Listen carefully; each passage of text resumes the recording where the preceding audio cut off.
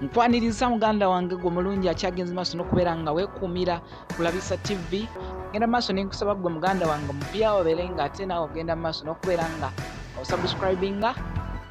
Genda maaso nno nenkugamba nti akawungeezi kano kenyininyini nzikiriza ate nkutegeezeeko nti His Excellency Robert Kyagulanyi Ssentamu abuddeyo n'agenda maaso n'okubeera nga asindika obubaka nga buweereza abo abasajja n'abakyala oboolyawo abali mu uniform bayite abakuuma ddembe, omuli abasirikale aba UPDF, omuli aba police, omuli oboolyawo gatako n'abasecuriko. Kino akikoze nga asinziira kweyo embeera oboolyawo ey'obunkenke egenda maaso n'okubeera nga ate etambula mu ggwanga nga esinzidde ku bantu bano abakuuma ddembe.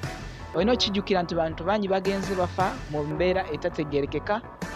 Kakati olwaleero asindise obubaka nga busindikira abaami bano n'abakyala bano, okukosa n'obubaka bwasindise nga bugenda eri omukulu afuga eggwanga lino, His Excellency the President of Uganda Yoweri Kaguta Museveni Tibuhaburwa, nga buno abutadde mu katambi kagenze n'abeera nga ateeka ku mukutu gwe ogwa Facebook ko wali n'ogwa YouTube. Nange neŋŋamba kanka kusharingireko oboolyawo naawe okalabe kaako kanyumire, wabula ogende maaso n'okubeera nga ate osubscribinga kwegamba oleme kumisinga wadde ka piece n'akamu kwako akamawulire ketunaabeera nga ate tugenda maaso n'okubeera nga tuteekayo. Webale nnyo okugoberera. Fellow Ugandans, ladies and gentlemen, my name is Kyagulanyi Ssentamu Robert, aka Bobi Wine, the leader of the National Unity Platform and the People Power Movement. I salute you and I thank you for everything you continue to do to build our nation. Today, I want to once again directly address the men and women in uniform, the UPDF soldiers, the police officers, the prison officers, and the intelligence services. I'm singling them out because these men and women have been used to crush the aspirations of the people of Uganda, to crack down on every effort by the people to free themselves from a military regime. And yet, they're also prisoners. In fact, in many ways, they are worse prisoners than the rest of us. Sometimes when you meet them in private, even after they've manhandled you following orders from above, they will encourage you to continue fighting for them and for the nation. I am convinced that one day the majority of them will confidently come out and join the citizens. And that will be the end of this criminal regime. These past days, the question of the welfare of our soldiers and police officers has once again become the subject of public debate. This is only after the unfortunate incidents of shootings and gun violence. The devastating attack on our forces in Somalia has also brought to the forefront the plight and welfare of those deployed to fight outside Uganda. You all remember that in our 2021 manifesto, the welfare of our men and women in uniform was high on our agenda. We made it clear that people who are keeping our country and its borders safe cannot continue earning peanuts and living miserably, and then we expect them to do their work effectively. This is because we understood that a hungry man is an angry man. The violence unleashed on the population is sometimes because they are living under so much stress.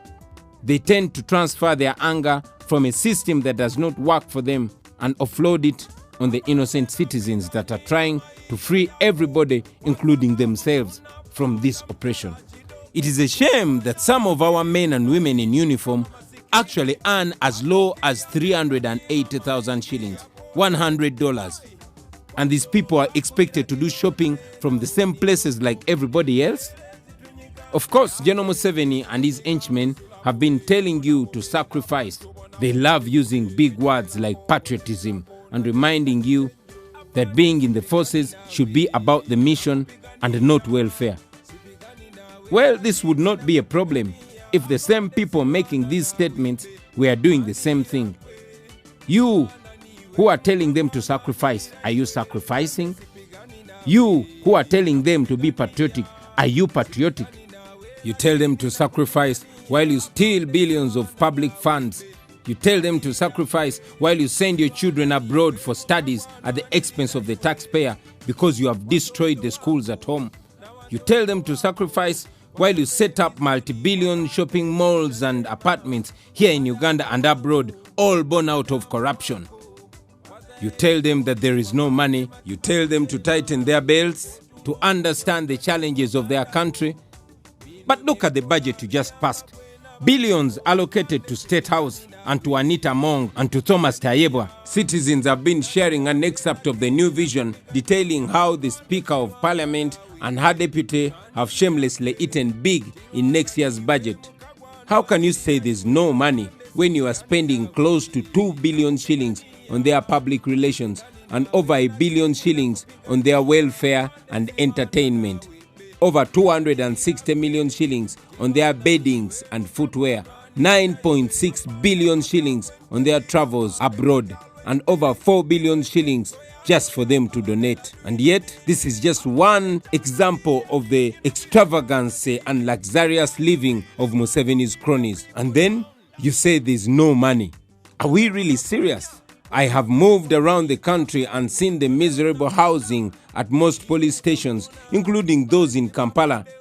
Ironically, the regime will always have enough money to buy brand new guns and new tear gas trucks to intimidate the population, but will claim there is no money to improve the welfare of the people handling those guns. What a shame. At a time when you claim that there is no money to build hospitals and schools and to provide better housing for the police and military officers, there is money enough to buy new Mercedes-Benzes for regime officials and to ensure that each one of them is followed around by 2 or 3 vehicles. So stop telling them to sacrifice while you live in luxury on taxpayers' money.